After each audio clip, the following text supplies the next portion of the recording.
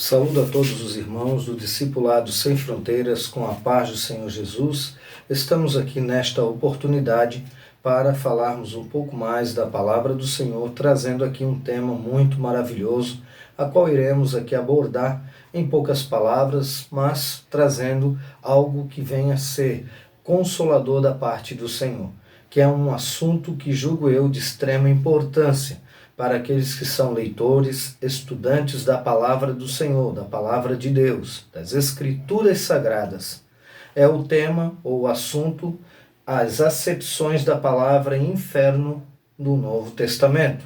Então nós vamos falar um pouquinho sobre esse assunto e para nós introduzirmos esta aula ou esta mensagem, nós vamos aqui para nos basearmos no texto, a qual nós podemos encontrar em Mateus capítulo de número 16, versículo de número 13, a confissão de Pedro, para nós utilizarmos então esse texto como forma introdutória, que diz assim: indo Jesus para os lados da Cesareia de Filipe, perguntou a seus discípulos: quem diz o povo ser o Filho do Homem? Então observamos Jesus fazendo aí um questionamento, uma pergunta.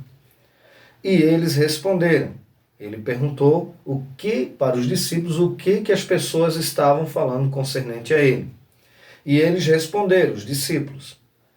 Uns dizem João Batista, outros Elias, e outros Jeremias ou algum dos profetas. Mas vós, continuou ele, quem dizeis que eu sou? Então, Cristo agora se reporta ao que os discípulos estão dizendo. O primeiro questionamento, a priori, foi para responder o que as pessoas estavam dizendo quem era Jesus.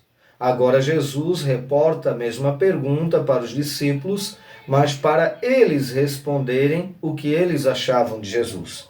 E aí nós vamos observar, então, o versículo 16, respondendo Simão Pedro, disse, tu és o Cristo, o Filho de Deus vivo. Aí Jesus fala no versículo 17, então Jesus afirmou, bem-aventurado és Simão Marjonas, porque não foi a carne e sangue que te revelaram, mas meu Pai que está nos céus. Agora o versículo-chave, então, para a nossa introdução. Versículo 18. Também eu te digo que tu és Pedro, e sobre esta pedra edificarei a minha igreja, e as portas do inferno não prevalecerão contra ela. Então nós observamos aqui o próprio Cristo fazendo um trocadilho no grego, dizendo então a Pedro, também eu te digo que tu és Pedro, que no grego é Petros, pequeno pedaço de pedra, pedra de arremesso. E sobre esta Petras, que é Jesus, edificarei a minha igreja. E aí ele vai dizer então, e as portas do inferno não prevalecerão contra ela. Então aqui nós vamos iniciar a nossa fala de hoje para falar sobre este assunto, as acepções da palavra inferno no grego. Nós estamos no Novo Testamento. Nós estamos, logicamente, trabalhando dentro de uma temática, falando um pouquinho sobre a questão escatológica, para então nós podermos aí agregarmos um pouco mais ao conhecimento do nosso ouvinte e para que possamos juntos crescermos na graça e no conhecimento. E o mais importante, termos intimidade com o Senhor, saber aquilo que Ele tem para as nossas vidas e termos fé, confiança, certeza da nossa salvação e do que aquilo que há de vir. Com isso, nós observamos então Jesus respondendo, as portas do inferno não prevalecerão contra a minha igreja. Nós observamos, por exemplo, em uma outra ocasião, lá na Bíblia de estudo da King James, trabalha sobre a questão das portas do inferno. Quando nós observamos esse contexto, nós observamos que não podemos dizer se inferno tem porta. É lógico, ali é uma expressão onde Jesus utiliza, então, as potências, as forças do inferno não prevalecerão contra a igreja. Com isso, trazendo como base esse estudo da Bíblia King James, para então nós darmos fundamentação juntamente com a Bíblia TEB, é uma Bíblia com tradução do Novo Testamento, muito maravilhosa, muito fiel ao texto grego.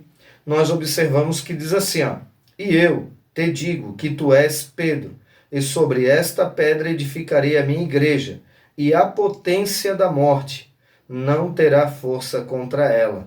Trabalha justamente dentro dessa perspectiva a qual mencionei.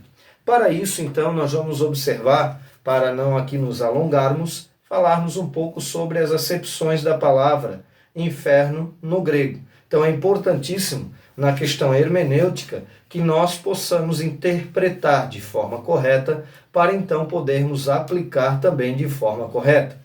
Com isso, nós vamos observar então, baseado naquilo que nós já mencionamos numa outra feita, sobre a questão, da vida, vamos dizer assim, do estado intermediário, que é após a morte, onde estão os mortos. Nós vamos observar então aqui a palavra inferno. Inferno como lugar atual de sofrimento dos ímpios. Mateus capítulo 16, versículo 18. Justamente utilizamos esse texto de Mateus para podermos então nos embasarmos naquilo que queremos, logicamente, trabalhar para com cada um que está nos vendo e nos ouvindo, a cada irmão, a cada irmã que quer aprender mais da palavra do Senhor. Nós vamos observar então que ele é o local, ou menciona esta palavra, o local de sofrimento, mas é o estado intermediário da morte, até a ressurreição. Depois nós vamos ver a palavra inferno como tártaro. Essa palavra inferno como tártaro só aparece em 2 Pedro 2:4, que é, na verdade, um local onde alguns demônios, tal a sua ferocidade, estão ali aguardando para um dia, o dia do juízo, e até mesmo por questões escatológicas, a Bíblia menciona lá em Apocalipse que alguns serão soltos, para poder atingir aqueles que estão na terra na grande tribulação. Mas ela aparece somente uma vez. Depois nós vamos ver a palavra inferno como Geena ou Guina, Alguns interpretam ou mencionam a expressão Guina, mas se escreve ali Geena. O castigo eterno, lago de fogo. Mateus 10, 28. Então, esta expressão que está em Mateus 10, 28, Jesus então está falando ali que pode matar o corpo, mas não pode fazer nada com a alma. Antes temei aquele que pode matar o corpo e lançar a alma no Geena ou Guina. Essa palavra Geena, ela deriva do termo lá do vale do filho de Rinom, ou dos filhos de Rinom do Antigo Testamento. Era um local onde muitos reis que se afastaram de Deus matavam seus filhos e alguns até mesmo sacrificaram a Moloque. E para com isso, então, no Novo Testamento, esta palavra Geena ou Guina, ela na verdade deriva então deste termo do Antigo Testamento, sendo que no Novo nós podemos observar que era o lixão de Israel, local aonde Jesus também utilizou para falar sobre o inferno, trabalhando questões corriqueiras do dia a dia para explicar verdades espirituais. E com isso, o próprio Cristo diz então que o fogo nunca se apaga e o bicho nunca morre, devido, logicamente, o acúmulo de resíduos, por ser o lixão de Israel, e segundo alguns lugares, por exemplo, na nossa região onde eu moro, também tem um lixão que quando você observa o fogo nunca se apaga, porque devido aos resíduos ele libera um gás, com o calor do sol fica sempre um fogo constante, e aonde tem lixo, logicamente, tem ali algum tipo de inseto, tem algum tipo de bicho, onde o fogo nunca se apaga e o bicho nunca morre. Logicamente, Jesus estava utilizando de questões do cotidiano, algo que eles poderiam observar e com isso aplicar então verdades espirituais. De igual forma, então, nós podemos ver que este local, ele é na verdade o lago de fogo, aonde será lançado então ali o inferno, que seria o lugar intermediário, que também é chamado de inferno devido às traduções, às palavras na sua acepção no grego. Com isso nós podemos observar, por exemplo, do texto a qual nós introduzimos esta mensagem, podemos observar que a palavra inferno, por exemplo. Em Mateus 16, 18, é o Hades, que é bem conhecida, e é a palavra que vai corresponder ao Sheol no hebraico, trabalhando o que? A questão da mansão dos mortos, né? E aí nós observamos então que agora Jesus levou ao alto cativo o cativeiro, Efésios 4:8, e deu dons aos homens. Com isso, logicamente, o local onde é chamado de inferno, que é um lugar intermediário, que será lançado no lago de fogo e enxofre, que é chamado de inferno também, que é o Geena, nós observamos que são palavras gregas que na nossa tradução da Bíblia estará escrito inferno. Para com isso, então, nós observamos, né, o inferno, o Hades, foi lançado no lago de fogo, Apocalipse capítulo 20, versículo 14.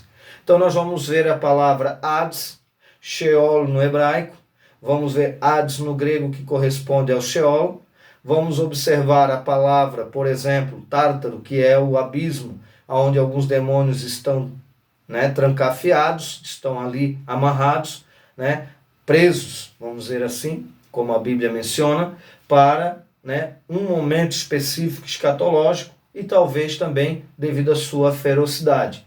Com isso, também nós observamos a palavra Geena, né, a qual já mencionamos aqui, e a Bíblia então nos mostra todos os ímpios e os anjos caídos e seres espirituais da maldade serão lançados e julgados e lançados no Geena, ou Guina, como mencionamos aqui, vez por outra, né? Então, essa seria a nossa, vamos dizer assim, o nosso estudo de hoje.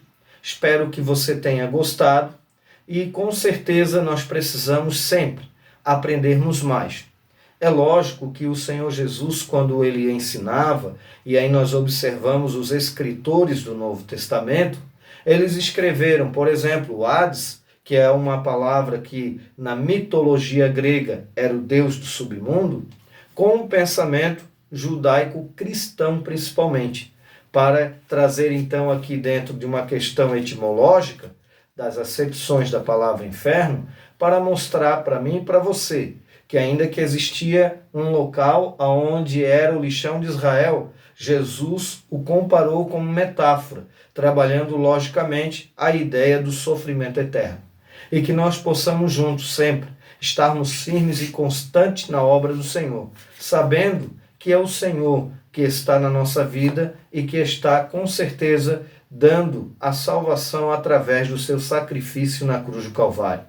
Espero que de alguma forma possa ter agregado a sua vida e que o Senhor possa acrescentar ao meu e ao seu coração para a glória do nome do Senhor. Que Deus abençoe a todos no nome de Jesus. Amém.